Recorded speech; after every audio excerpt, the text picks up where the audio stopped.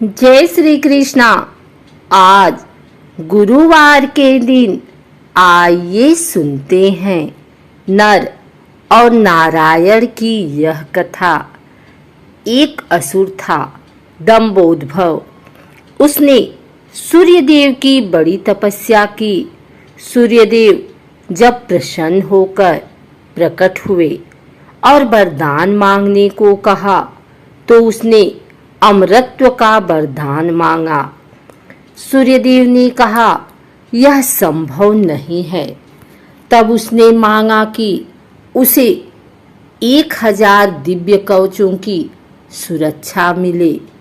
इनमें से एक भी कवच सिर्फ वही तोड़ सके जिसने 1000 वर्ष तपस्या की हो, और जैसे ही कोई एक भी कवच को तोड़े वह तुरंत मृत्यु को प्राप्त हो। सूर्य देवता बड़े चिंतित हुए।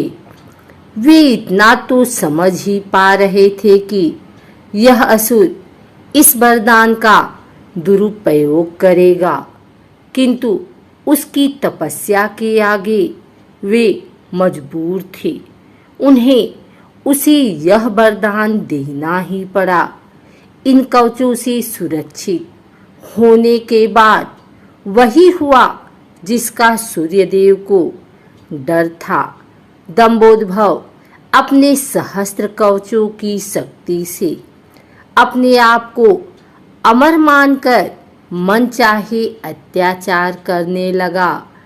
वह सहस्त्र कवच नाम से जाना जाने लगा। उधर सती जी के पिता दक्ष प्रजापति ने अपनी पुत्री मूर्ति का विवाह ब्रह्मा जी के मानस पुत्र धर्म से किया। मूर्ति ने सहस्त्र कवच के बारे में सुना हुआ था और उन्होंने श्री विष्णु से प्रार्थना की कि इसे खत्म करने के लिए वे आएं। विष्णु जी ने उसे आश्वासन दिया कि वे ऐसा करेंगे। समय क्रम में मूर्ति ने 2 जुड़वा पुत्रों को जन्म दिया, जिनके नाम हुए नर और नारायण। दोनों 2 शरीरों में होते हुए भी एक थे। 2 शरीरों में एक आत्मा।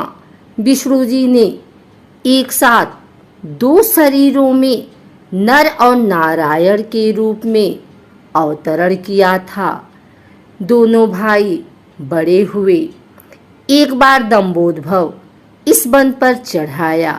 तब उसने एक तेजस्वी मनुष्य को अपनी ओर आते देखा और भय का अनुभव किया।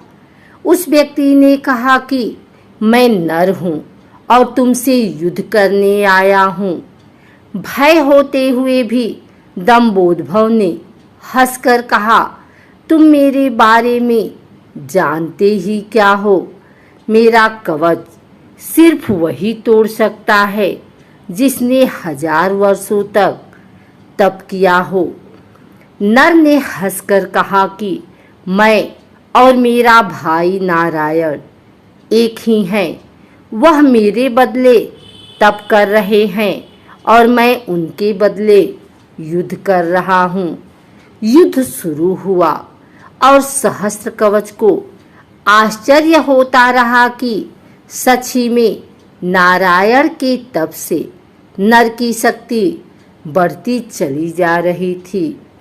जैसे ही 1000 वर्ष का समय पूर्ण हुआ, नर ने सहस्त्र कवच का एक कवच तोड़ दिया, लेकिन सूर्य के वरदान के अनुसार जैसे ही कवच टूटा, नर मृत होकर गिर पड़े। सहस्त्र कवच ने सोचा कि चलो एक कवच गया ही सही, किंतु यह तो मर गया। तभी उसने देखा कि नर उसकी ओर दौड़े आ रहा है और वह चकित हो गया। अभी ही तो उसके सामने नर की मृत्यु हुई थी और अभी ही यही जीवित हो मेरी ओर कैसे दौड़ा आ रहा है। लेकिन फिर उसने देखा कि नर तो मृत पड़े हुए थे। यह तो हूबहू नर जैसे प्रतीत होते उनके भाई नारायण थे, जो दंभोद्भव की तरफ नहीं बल्कि अपने भाई नर की तरफ दौड़ रहे थे। दंभोद्भव ने अट्टहास करते हुए नारायण से कहा कि तुम्हें अपने भाई को समझाना चाहिए था, इसने अपने प्राण व्यर्थ ही गवा दिए। नारायण शांतिपूर्वक मुस्कुराए। उन्होंने नर के पास बैठकर कोई मंत्र पढ़ा और चमत्कारिक रूप से नर उठ बैठे। तब दंभोद्भव की समझ में आया कि 1000 वर्ष तक शिव जी की तपस्या करने से नारायण को मृत्युंजय मंत्र की सिद्धि हुई है, जिससे वे अपने भाई को पुनर्जीवित कर सकते हैं। अब इस बार नारायण ने दंभोद्भव को ललकारा और नर तपस्या में बैठे। 1000 साल के युद्ध और तपस्या के बाद फिर एक कवच टूटा और नारायण की मृत्यु हो गई। फिर नर ने आकर नारायण को पुनर्जीवित कर दिया और यह चक्र फिर चलता रहा। इस तरह 999 बार युद्ध हुआ। एक भाई युद्ध करता, दूसरा तपस्या। हर बार पहले की मृत्यु पर दूसरा उसे पुनर्जीवित कर देता। जब 999 कवच टूट गए तो सहस्त्र कवच समझ गया कि अब मेरी मृत्यु हो जाएगी। तब वह युद्ध त्याग कर सूर्यलोक भागकर सूर्यदेव के शरणागत हुआ। नर और नारायण उसका पीछा करते वहां आए और सूर्यदेव से उसे सौंपने को कहा, किंतु अपने भक्त को सौंपने पर सूर्यदेव राजी नहीं हुए। तब नारायण ने अपने कमंडल से जल लेकर सूर्यदेव को श्राप दिया कि आप इस असुर को उसके कर्म फल से बचाने का प्रयास कर रहे हैं, जिसके लिए आप भी इसके पापों के भागीदार हुए और आप भी इसके साथ जन्म लेंगे इसका कर्म फल भोगने के लिए। इसके साथ ही त्रेतायुग समाप्त हुआ और द्वापर का प्रारंभ हुआ।